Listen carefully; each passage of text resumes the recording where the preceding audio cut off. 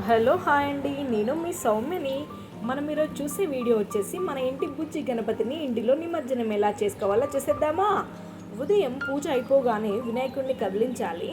ఆ తర్వాత ఇంటిలో కానీ తులసి కోట ముందర కానీ ఇంకా మన గార్డెన్లో ఉండే మొక్కల దగ్గరగా క్లీన్ చేసుకొని ముగ్గు వేసుకొని ఒక పాత్ర తీసుకొని అందులో నిమజ్జనంకి ఏర్పాట్లు చేసుకోవాలి.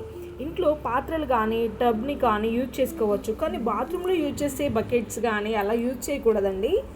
నేను మా ఇంట్లో ఉన్న ఒక పాత్రని తీసుకొని ఆ పాత్రకి గంధం బొట్లు పెట్టుకొని అలాగే కుంకుమతో బొట్లు పెట్టుకొని అలాగే ఆ పాత్ర లోపల పసుపు, కుంకుమ, అక్షింతలు మరియు గంధం అలాగే కొన్ని పువ్వులు కూడా వేసుకున్నానండి.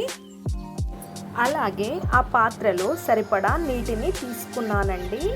ఆ తర్వాత మా వారు ఇంట్లో కదిలించిన బుజ్జి గణపతిని తలపైన పెట్టుకొని తీసుకొని వచ్చారు. ఆ నిమజ్జనం చేసే ముందు మనం ఈ పైన ఉన్న శ్లోకాన్ని పఠించాలి. అది రాదు అనిపిస్తే జై బోలో గణేష్ మహారాజ్కి జై అని 3 సార్లు అంటూ మనం వినాయకుడిని నిమజ్జనం చేసుకోవాలండి.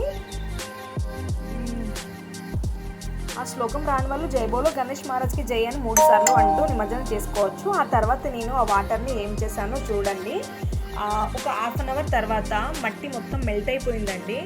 వినాయకుడు మెల్ట్ అయిపోయాడు. మెల్ట్ అయిపోయాక వెంటనే ఆ వాటర్ని తీసుకొని వెళ్ళి మా గార్డెన్లో ఉన్న చెట్లకి అన్నిటికీ పోసుకున్నానండి. చూడండి ఎలా పోసానో అన్నిటికీ. మీరు కూడా అలా వాటర్ని వేస్ట్ చేయకుండా ఇంట్లో ఉన్న తులసి అమ్మకు కానీ అన్ని చెట్లకు వీలైనంత వరకు పోసుకోండి.